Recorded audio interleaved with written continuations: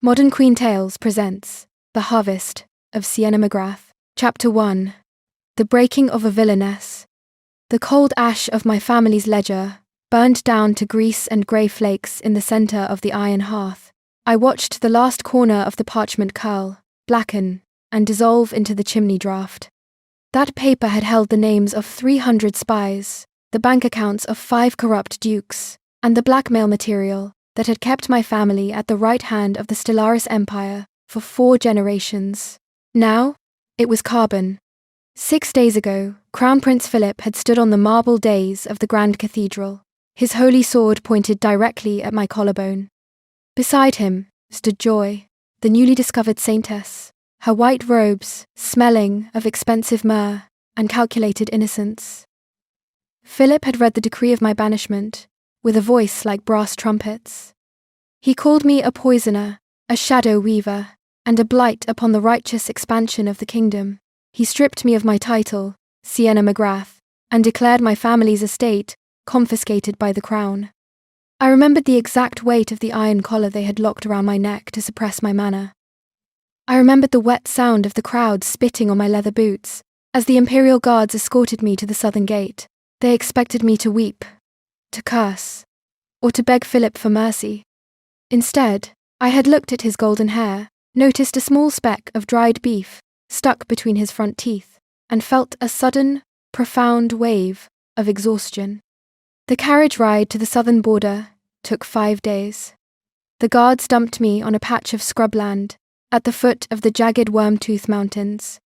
They threw my single pine crate into the high weeds and drove the horses back toward the capital at a gallop, leaving a long red cloud of dust in their wake. The valley was silent. The wind came off the granite peaks, carrying the scent of damp pine needles and rotting granite. The noise of the imperial city, the clatter of iron-shod carriage wheels on cobblestones, the shouting of fishmongers, the constant, low hum of court gossip, existed only as a distant, fading headache. I walked over to the pine crate.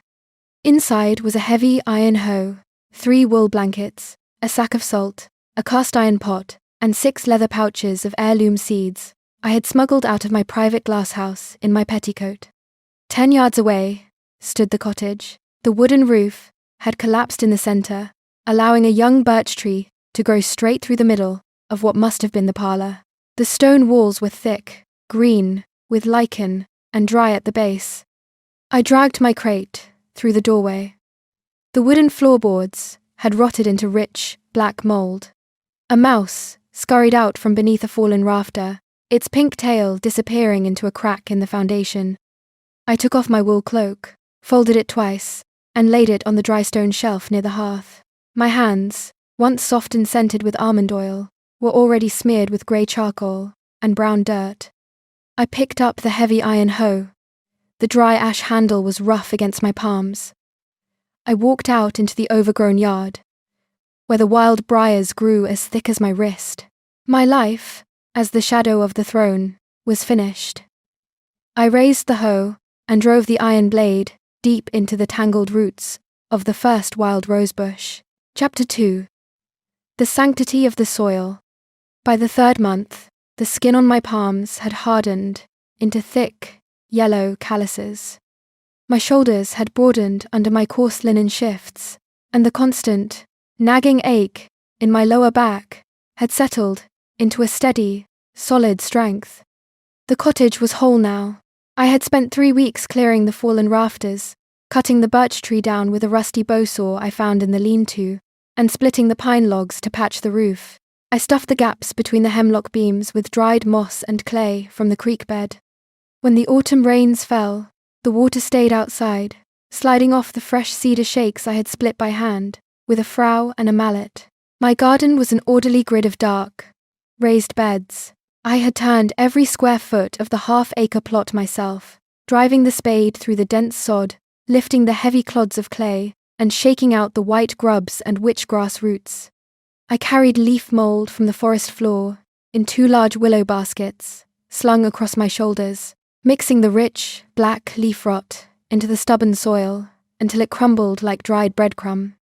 I knelt in the dirt, my knees sinking into the damp rye straw I used for mulch. The sun was hot on the back of my neck, warming the wool of my grey kirtle. I cleared a space in the straw and pressed my thumb into the soil, creating a shallow pocket.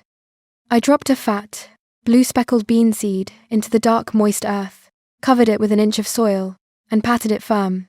"Grow," I said. My voice sounded deep, raspy from weeks of only speaking to the crows that sat on my cedar fence posts. The work was simple. It possessed none of the double meanings of a diplomatic letter or the hidden poisons of a court banquet. If I failed to water the cabbages, they withered. If I dug the drainage ditch too shallow, the spring rains flooded the garlic. The earth was honest in its demands and immediate in its consequences. Every evening, I washed my feet in the cold water of the creek, watching the grey silt swirl away in the current. I cooked my dinner over a small fire of birch logs. A yellow turnip boiled with salt, a handful of dried parsnips, and a bowl of coarse barley porridge. The food was hot, filling, and tasted of nothing but itself.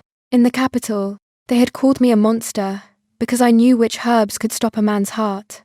Here, I used that same knowledge to identify the wild chicory that cleared the liver and the willow bark that eased the swelling in my joints after a long day of clearing stones. One afternoon, while I was staking the young pole beans, a massive black crow landed on the top rail of my garden fence. He had a scarred beak and a missing toe. "You're late," I told him, tying a hemp string around a green vine. "The grasshoppers have already eaten half the radish tops." The crow clicked his beak, flew down to the freshly turned earth, and pulled out a fat, white grub. He swallowed it with a single jerk of his neck, then looked up at me with a bright, black eye. I smiled. It was the first time my face had made that shape in 3 years. My skin felt tight, sunburned, and entirely my own.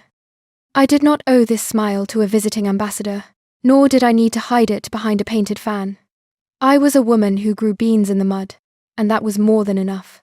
Chapter 3. The Shadow at the Gate. The frost had turned the pumpkin leaves to black slime by the time the iron horseshoes clattered against the stones of the mountain pass. I was standing near my woodpile, splitting birch logs with a 4-pound splitting maul. The air was cold enough to turn my breath into white plumes. The sound of the hooves was loud, rhythmic, and heavy, the unmistakable pace of imperial warhorses. I did not stop swinging. I lifted the maul over my head, let the weight of the iron drop, and split a thick log clean down the center with a sharp, satisfying crack. I stacked the 2 halves on the woodpile, picked up another round of birch, and set it on the chopping block. The horses stopped at my cedar fence gate. "Sienna," a voice called. It was a voice that had once filled my dreams and my nightmares. Philip's voice was high, clear, and trained by the best rhetoric tutors in the Empire. It carried the familiar cadence of command, though there was a strange, wet tremor at the edge of it now. I lifted the maul again and split another log. The white wood flew off to the side, landing in the dry leaves. "Sienna, please, turn around." I turned slowly, resting the head of the maul on the woodblock. Philip stood by the gate, holding the reins of his white stallion. He wore his ceremonial gold-plated breastplate, but it was covered in grey road dust and dried horse sweat. His red velvet cloak was torn at the hem, dragging in the dead briars by the roadside. His face, once smooth and carefully pale, was red from the mountain wind, his nose peeling, and dark, purple bruises sat heavy under his eyes. Behind him stood 4 imperial knights, their armor dull, their heads bowed. They did not look at me. They kept their eyes on the dirt road. "You have found a very quiet place," Philip said, his hands shaking as he tied his horse to my cedar post. The white stallion reared slightly, its hooves churning my carefully leveled road dirt into wet clay. I did not answer.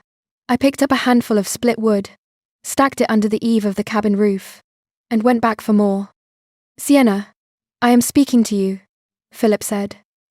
He opened the latch on the gate and stepped into my yard. His heavy steel-toed boots sank 3 inches into the wet earth of my turnip bed. "You are stepping on the winter turnips," I said. My voice was flat, dry, and lacked any of the polite modulation I had spent 15 years practicing. Philip stopped. He looked down at his boot, then looked up at me, his eyes wide, wet, and desperate. The turnips? Sienna, I have ridden for 6 days without sleep. I have eaten nothing but hardtack and dried beef. The empire is in ruins. Joy was a fraud. She was a spy from the southern caliphate. She poisoned my father's tea with slow arsenic. He is dead, Sienna. My father is dead. I picked up another log and set it on the block. The soil in that bed is loose, because I double-dug it last week. Your boots are compacting the earth. It will make the turnips woody. Did you not hear me? Philip's voice cracked. He took 3 quick steps forward, his golden armor clanking loudly in the quiet valley. He reached out a hand, his fingers clad in fine, white kidskin leather that was now stained with horse grease. My father is dead. I am the king now, and I made a terrible mistake. I swung them all. The birch log split with a loud, violent bang. A splinter of white wood flew up and struck Philip's gold breastplate, leaving a tiny grey scratch on the polished surface. He jumped back, his breath coming in short, ragged gasps. You should leave before the sun sets behind the ridge, I said, pointing the handle of the maul toward the western peaks. The pass gets icy after dark. The horses will slip. Sienna, I am begging you. Philip fell to his knees. The movement was sudden, heavy, and dramatic. His golden knee guards sank deep into the black mud of my compost path. He reached out and grabbed the hem of my coarse wool skirt, his white gloves instantly soaking through with dark, rotting leaf mold. I was blind. I was a fool. I let them poison my mind against the only woman who ever truly protected me. The court is a nest of vipers. I have no one I can trust. Please, Sienna, come back with me. I will restore your name. I will give you the Grand Duchy of the North. I will make you my queen. I looked down at his hands on my skirt. The wool was dirty, smelling of wood smoke and mutton tallow. His white gloves looked absurd against it. Let go of my skirt, Philip, I said. You are getting grease on the wool, and I only have one winter kirtle. Chapter 4. The Power of Total Indifference. The kitchen hearth was warm, the smell of roasted chicory root filling the small cabin. Through the small glass window pane, the only luxury I had purchased with my remaining silver coins, I could see Philip. He had not left. He was sitting on a flat stone near my well, his head in his hands. His knights had set up a small, miserable camp in the pine grove across the road, their campfires flickering, like yellow eyes, in the dark. I sat at my pine table, carving a new wooden spoon from a piece of dry applewood. The shaving horse held the wood tight, and my drawknife peeled off thin, curly ribbons of sweet-smelling timber. The door of the cabin did not have a lock, only a heavy oak latch. Philip did not knock. He pushed the door open, his shoulders hunched, his golden armor removed. He wore only his white linen tunic, which was grey at the collar and smelled of old sweat. Sienna, he whispered. The cabin is warm. The wind is coming from the north tonight, I said, not looking up from my carving. The chimney draws better when the draft is cold. He walked over to the hearth, his boots clicking on the dry floorboards I had scrubbed with lye. He held his hands out to the flames, his skin shivering. Joy is in the dungeon. I had her locked in the iron cage, the one you designed for the high treason prisoners. I thought it would make you happy to know that, she cried. She screamed your name. She said you were the one who taught her how to mix the hemlock. But I didn't believe her. I know she was lying to save herself. I pulled the drawknife toward me, shaving a smooth, rounded curve into the back of the spoon bowl. The iron cage has a loose hinge on the left side. If she pushes against it with her shoulder, she can slide her hand through the gap. You should have the blacksmith weld a gusset over the pin. Philip turned around, his face white. You don't care? I designed that cage 5 years ago, I said. It was a good design for its time, but it has flaws. Most things do. Sienna, He ran across the room and threw himself at my feet, grabbing my knees. He was weeping now, real tears wetting the coarse grey fabric of my apron. Look at me. Please, just look at me. Tell me you hate me. Tell me you want me to crawl from here to the capital on my knees. I will do it. I will execute every lord who voted for your banishment. I will burn the Grand Cathedral to the ground. Just say something. Give me some sign that you are still in there. I let the draw knife rest on the shaving horse. I looked down at his head. His blonde hair, once styled with scented pomade, was matted, full of dry pine needles and grey dust. He looked like a small, wet dog that had been kicked into a ditch. The parsnips need to be dug before the ground freezes solid, I said. If the soil turns to stone, the roots will snap when I try to pull them. I will lose 30% of the crop. Why are you talking about parsnips? Philip screamed, his voice cracking with a high, hysterical edge. He stood up, shaking his fists at the low cedar beams of the ceiling. I am talking about the Empire. I am talking about our wedding. I am offering you the crown. I am offering you my life, my soul, my eternal devotion. And you are talking about roots in the dirt. The roots keep me alive through January, I said. Your crown did not prevent the winter of 34 from starving 40,000 people in the eastern provinces. I remember writing the grain relief reports. You were at the summer palace, matching your horses to your carriage velvet. I was young, he cried. I didn't know. I knew, I said. I was 18. I spent 3 weeks in the damp cellar of the tax office, calculating the bushels of barley we needed to ship to keep the peasants from eating their own seed grain. You told me my hands smelled of ink and old paper, and you refused to dance with me at the midsummer ball. Philip flinched, as if I had struck him with the wood-splitting maul. He fell back against the stone chimney, his breath coming in shallow gasps. I remember that. I was an arrogant boy. I am sorry, Sienna. I am so sorry. The water in the kettle is boiling, I said, rising from my bench. I picked up a clean rag, lifted the iron kettle off the crane, and poured the steaming water into a clay mug over a spoonful of dried blackberry leaves. Do you want some tea? It helps with the chest cough you've had since you arrived. He looked at the clay mug, then at my face. His eyes were wide with a sudden, terrible realization. You don't hate me. No, I said. You aren't planning a rebellion. You aren't gathering your spies. You aren't waiting for the right moment to poison my wine. The spies were paid with MacGrath gold, I said, taking a sip of the bitter tea. The gold is in the imperial treasury now. I have 3 silver coins left in a woolen sock under my mattress. I cannot afford to run a rebellion on 3 silver coins.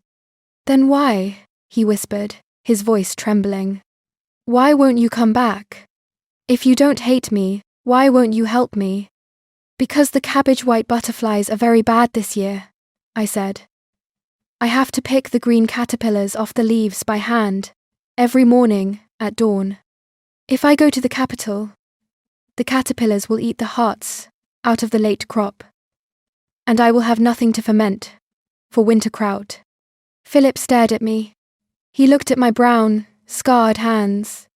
He looked at the wooden spoon I was carving. He looked at the basket of dried sage hanging from the rafters.